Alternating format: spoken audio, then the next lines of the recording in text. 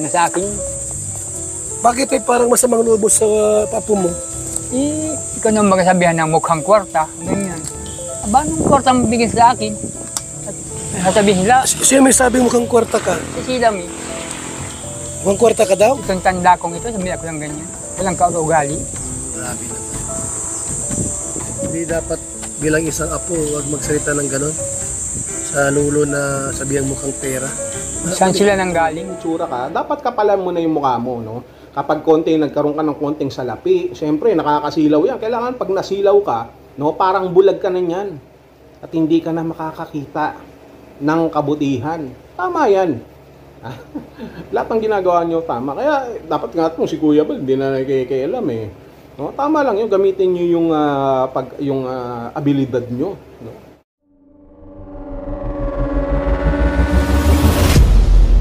Oportunista. Na maging oportunista. Would you imagine? Naglipat kayo ng bahay, wala man lang pasabi.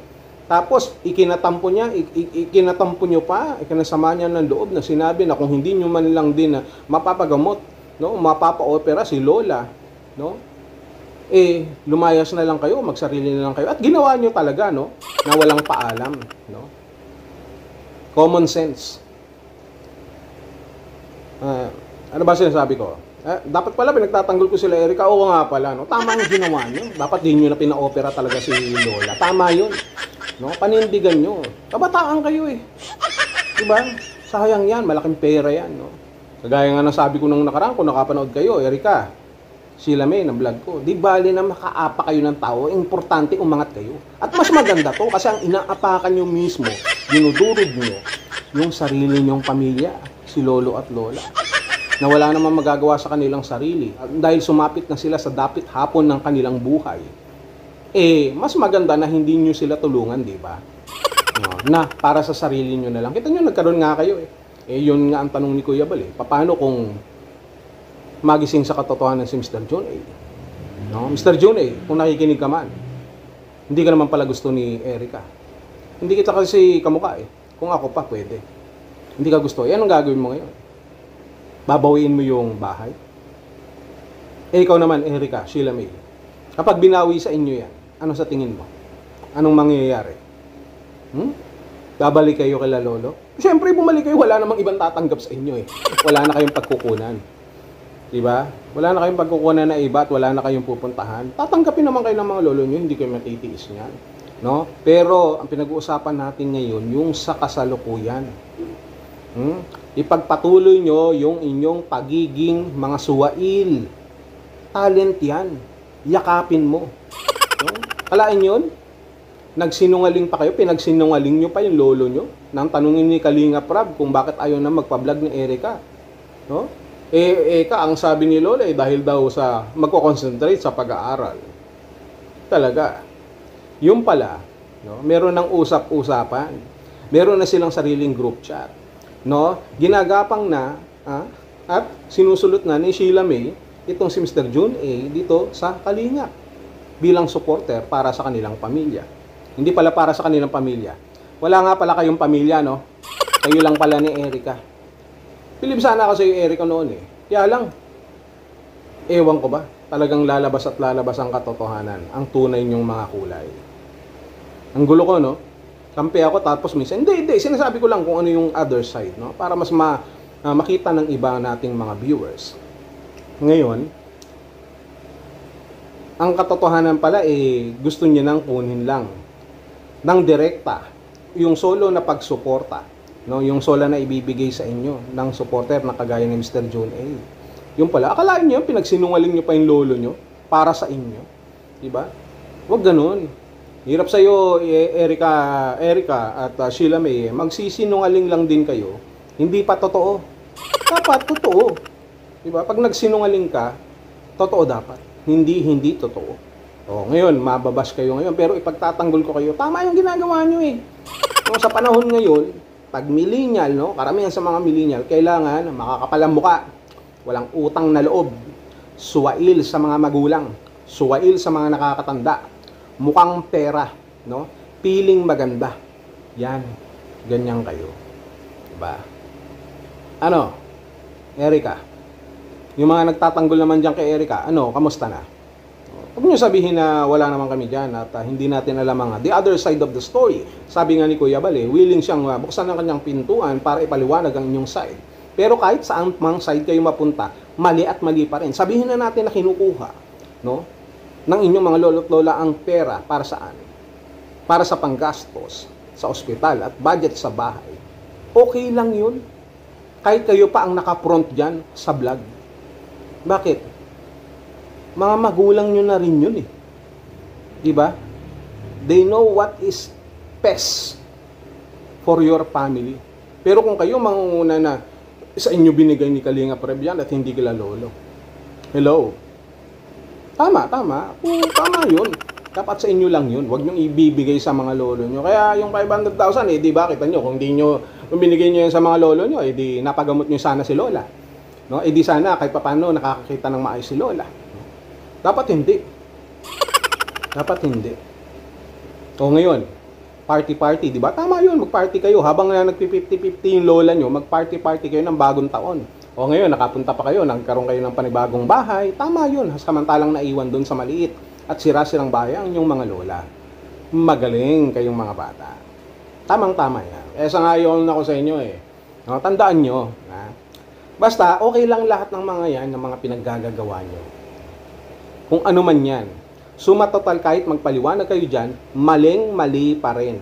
No? Sa mata ng tao, yung inyong mga pinaggagawa. Kawawa naman sila lolo. Sasabihan nyo pa na sila na parang mga asong gutom. Anong tawag sa inyo? Mga tutang layas. Kalapating mababa ang lipad, ganon. Gusto nyo yung ganon. No, yung mga patungkol naman dyan sa mga e-lovers. Kayo ba, saan bang kayong planeta galing? E-lovers ba kayo o e-devils? Dapat sa inyo e-devils eh. Diba? Alam nyo kung magkakaroon lang ng kaso, yung mga ganyang klaseng pinaggagawa nyo, no, sa inyong kapwa, baka mauna kayong mapasok sa kulungan. Bakit? Okay lang yan. No, kung kayong mga e-lovers, no, merong mga grupo na ganyan, huwag kayong mag-alala, hindi kayo malulungkot kasi no, madadalaw din naman kayo ng mga pamilya nyo sa pamamagitan ng e-dalaw. Kalain nyo, pagsasalitaan nyo yung matatanda nyo, gusto nyo pang gamitin para buhayin muli yung karir ni Erica. Diba? Saan ba kayo? Ano mga OFW ba kayo? No? Kaya alam ba yan ng mga pamilya nyo? No? Na yung pinaggagawa nyo? Ayan ang hirap sa inyo eh. Kapag nawawalay kayo sa pamilya, kung ano-ano mga katarantaduan na pinagagagawa nyo, ang sarap yung pagkukutosan. O, yung mga tagapagtanggol dyan nila Erica, nila Sheila May. Ano? Kaya nyo? O. Ang gagawin nyo lang kasi, ito-tolerate nyo yung mga pinagagagawa na mali. Para lang kumita. Ginagamit nyo lang din naman si Erica eh. Saka si Sheila May, di ba? Para kumita. Kaya kahit mali-mali na yung ginagawa, ipagtatanggal nyo. Kasi kumikita kayo, ganun kakapal ang mga pagmumukha nyo, na mamamatay na lang kayo kapag hindi kayo nakapanloko at nakapanglamang ng kapwa. Diba? Ano? Kaya pa? Huwag ganun. Kaya, Sheila May, Erica, kung may pagkakataon pa kayo, itama nyo. Bago pa kayo tamaan. Mr. June A. Huwag ganun. Sa dami ng tutulungan porket may itsura para sa si Erica, sabihin na natin na mayroon kang gusto sa kanya. Balita nga, sabi, mayroon ka raw asawa. Paano yan? Very naughty, Mr. June A. No? Huwag mo nang ituloy yan. Hindi ka naman makakagapang. No? Ikaw pa nga yung ginapang. Di ba? Mr. June A, masisira lamang ang inyong long hair. Sabi nga nila, long hair ka raw no? Hindi ka na tumabata. Nandoon ka na rin kahit paano sa dapit hapon ng iyong buhay. Dapat tama na yung ginagawa mo. Kung gusto mo talagang tumulong, walang halong ibang motibo, kundi pagtulong lamang. Kahit wala pang itsura yan, kahit ano pa yung kalagayan yan, kung malinis ang iyong puso at direkta, no? Diretso yung iyong pagtulong, hindi mo na iisipin yung mga pansariling interes. Tama ba, Mr. June A? At nakikipag-usap ka pa kay Sheila May. Ikaw naman, Sheila May. No? Naturingan kang ate ka ba ni Erica? Sana tinama mo na. yung ginagawa mo, maging isang mabuting ehemplong ate ka. Hindi, nagisulsul ka pa eh. Ano ka ba? Ginawa mo parang binubugaw mo pa yung kapatid mo niya. Yan ang sinasabi ko, kaya hindi ko kayo binalikan eh. No? Kaya nakapag-break ako sa'yo. Dahil hindi ko gusto yung ugali mo. Salamat ka nga eh. Pang 24 ka doon sa pila ng mga gustong maging jowa ako, pero pinagbigyan pa kita. Pero yung pala, ganyan din yung ugali mo. Hindi ka naman kagandahan. Naputi ka lang. Bakit? Maputi din naman ako. Maputi ka, pero yung inyong mga budhi ay may itim. Wow. Wow. My goodness. Mga kalingap, talaga namang dinadaan ko lamang sa ganito, pero nagpupuyos ang aking puso sapagkat pag pinag-uusapan ang pamilya, pag pinag-uusapan yung mga matatanda na inaabuso, na hindi binibigyan ng respeto, na hindi ginagalang, na walang utang na loob, na binabalahura ng sarili nilang pamilya, nabubuisit ako, ang sarap nyong ilublob dun sa aquarium. 500,000 lang, binenta nyo na yung kaluluwa nyo. 500,000, pang Gcash ko lang yun eh. Diyan pa lang nasilaw na kayo eh. What more kung 500 million yung ibigay ko. Wala na.